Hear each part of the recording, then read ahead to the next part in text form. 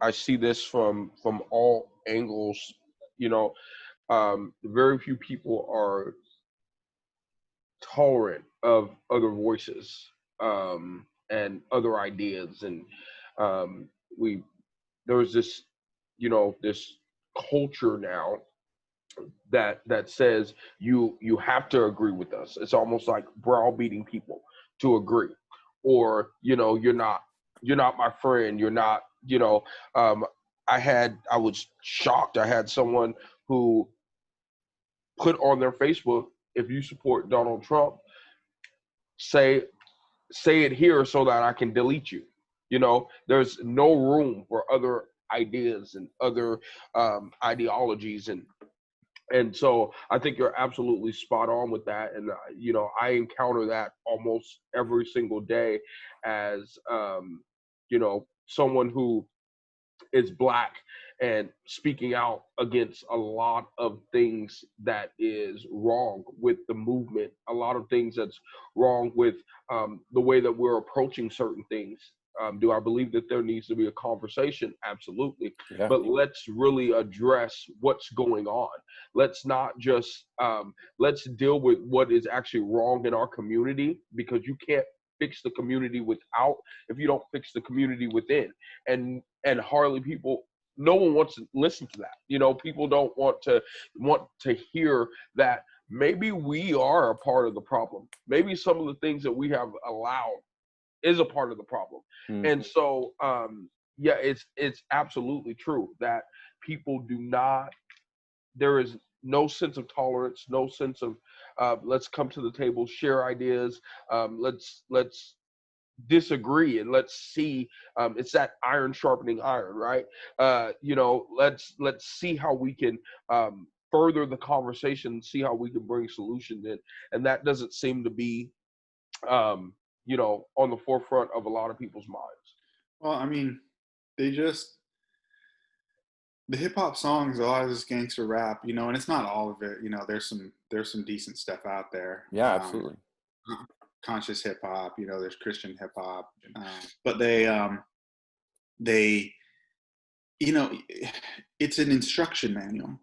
It's not like if you wanted to you could use hip hop as a way to describe, like, here's what you do, here's how you get out of the problems. You could do that in a song. In fact, there's a few little examples of that. Like, I don't know if you guys are familiar with Dead Prez. Their politics are horrible. They make absolutely no sense at all. Like, they will on the one hand say, they don't. Like, I used to love Dead Prez, but like, they will on the one hand talk about, fighting the power, and on the other hand, the same song they'll say, let's have a socialized economy where all the power is in the hands of the government. And I'm like, bro, like, if you want freedom, how are you going to give all the power to the government? Like, that doesn't make, okay, whatever.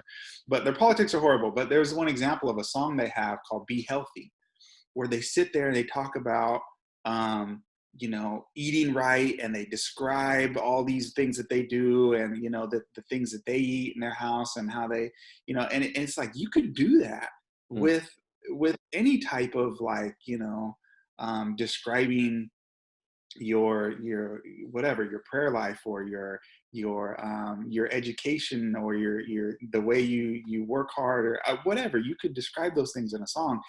They don't do it. Instead, what they do is they give you an instruction manual for how to be a gangster rapper. That's what the popular stuff is. It's literally like, here's how you do it, here's the steps, and encouraging, you should do this. That is not trying to stop it. That is trying to make more of it, right? And Well, then on top of yeah, go ahead. No, go ahead. Well, I was going to say, on top of that, this argument that, oh, we're just showing our reality, is also belied by the fact that a lot of the top, most popular rappers are all frauds. They don't even, I mean, you talk about like Rick Ross, right? I mean, the guy is, he was a security or a corrections officer that talks about being a criminal. Took his name from a famous guy who is in jail, for a long time for destroying black communities by selling crack all over the place. and took that name, didn't actually do it, and glorifies it, you know, and there's so many examples of that. Yeah. Or guys like Jay-Z, where it's like, okay, you did that 30 years ago, Right. but you don't do it now. Why are you still talking about it? You know? So it's frauds, you know? And then you add on top of that, their music videos that, you know, essentially say, if you follow this instruction manual, this is where you'll end up. Exactly. And you want to talk about the whole 1% versus the 99%, you know, and they'll, and in fact, they'll get on board with some of the political agendas that will say, like, we need to fight the 1%, right? And, you know, we need to tax the rich. And it's like, that's you guys though. Like that's not me. I'm not the one making that much money. You guys are. Like, if you guys really believed that, why don't you just give it away? Like, if you truly cared about, you know, the inner city communities and you know, people that are coming from these places, like it seems like you would, one, stop putting across in your music that this is like the way of life and how it should be, right? That's where you start, and then you stop celebrating the things that literally destroy that community, whether it's the violence, the gang violence, the drugs, the promiscuity, the lack of having healthy families. And then you go and you actually take all that money that you made off of, you know, let's say like a Jay-Z, who, yeah, you were a part of that violence a long time ago. So you're literally capitalizing the guys that you ran with and who are dying in the streets. You are using those stories to capitalize off of them and make money off of them. It seems like that's like the ultimate, like, slap in the face, right? Yeah, I would definitely agree with that. I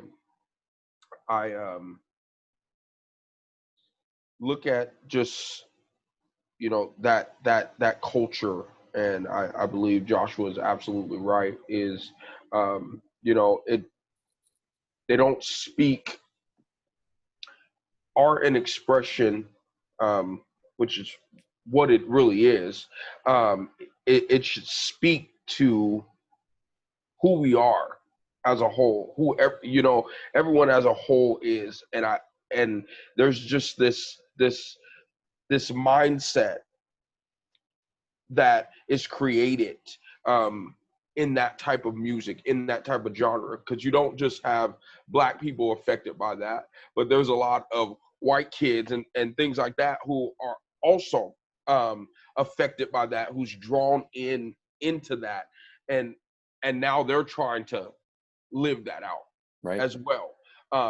And you know, the problem that I see is that they think that is how they interact with Black people, right? You know, how they identify with Black people, because of the music, because of that culture, and it doesn't speak for the majority of us. But we are, you know, we are put in that box. We're put in that stigma, that dogma, because of the music, and we're categorized as a whole that's how the Black community thinks. Right.